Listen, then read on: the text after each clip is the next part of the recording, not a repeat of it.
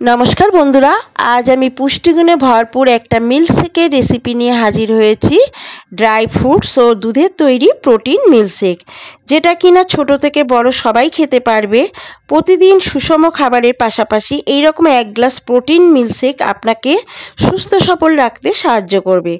प्रचुर एनार्जिते भरपूर प्रचुर पुष्टिगुणे भरपूर एई मिल्कशेक जारा स्वास्थ्य निये चिंतित तादेर जोन्नो एई भिडियोटी खूबई फलप्रसू। आपनादेर काछे अनुरोध रइल सम्पूर्ण भिडियोटी देखार जोन्नो। ड्राई फ्रुट्स मिल्कशेक बानाबार जोन्नो आमि एखाने किछुटा परिमाणे ड्राई फ्रुट्स निये नियेछि। एटा आपनारा जे कोनो सुपार मार्केटे बा अनलाइने पेये जाबेन। एबारे एई ड्राई फ्रुट्सगुलोके आमि खूब भालोभाबे दु तीन बार जल पाल्टे पाल्टे प्रथमे धुए नेब। जल पाल्टे पाल्टे धुए नेওয়ার पर एबारे आमी हाफ ग्लास मतो जल दिए एई ड्राई फ्रुट्सगुलोके सारा रातेर जोन्नो भिजिए राखबो।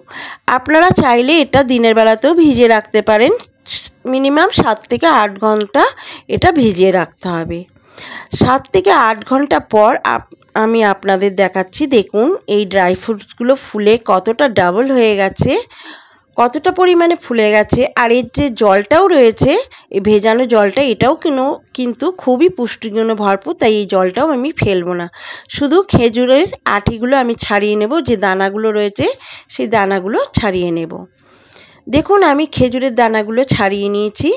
নিয়ে এই সমস্ত ভেজানো ড্রাই ফ্রুটসগুলো এবারে আমি একটা মিক্সিং জারের মধ্যে নিয়ে নেব। নিয়ে এটাকে একটা মিহি পেস্ট করে নিতে হবে। আমি সমস্ত ড্রাই ফ্রুটসগুলোকে জল সমেত একটা মিক্সার গ্রাইন্ডারে নিয়ে নিলাম। এবারে এখানে দেব আমি 1 গ্লাস মতো দুধ।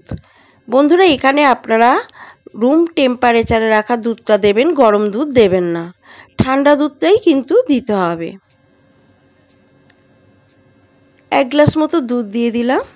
আর দেব এখানে আমি চিনি দেব না, এখানে আমি দেব মধু। মধুটা দিয়ে 1 চামচ মতো মধু দিয়ে দিলাম। দিয়ে খুব ভালোভাবে প্রথমে মিশিয়ে নেব। দুধের সঙ্গে মধুটাকে মিশিয়ে নিয়ে এবারে এটা আমি মিক্সিতে একটু ঘুরিয়ে নেব, এর একটা মিহি পেস্ট করে নেব। দেখুন মিক্সিতে আমার ঘোরানো হয়ে গেছে। ড্রাই ফ্রুটসগুলো একদম মিহিভাবে পেস্ট হয়ে গেছে দুধের সঙ্গে। ঠিক এইভাবে করে নিতে হবে। এটা আপনারা যদি রোজ 1 গ্লাস করে খেতে পারেন সারা দিন ভরপুর এনার্জি পাবেন। আর যে খিদে খিদে ভাবটা থাকে সেই ভাবটাও কিন্তু থাকবে না 1 গ্লাস যদি ব্রেকফাস্টে এটা খেতে পারেন। দেখুন একদম তৈরি হয়ে গেছে। এবারে আমি এটাকে গ্লাসে ঢেলে নেব সার্ভ করার জন্য। গ্লাসে ঢেলে নিয়ে এবারে এর উপরে দিয়ে দেব আরও অল্প একটু মধু ছড়িয়ে দেব। যেহেতু এতে আমি কোনো চিনি ব্যবহার করব না সেহেতু আমি এতে মধুটা ব্যবহার করছি।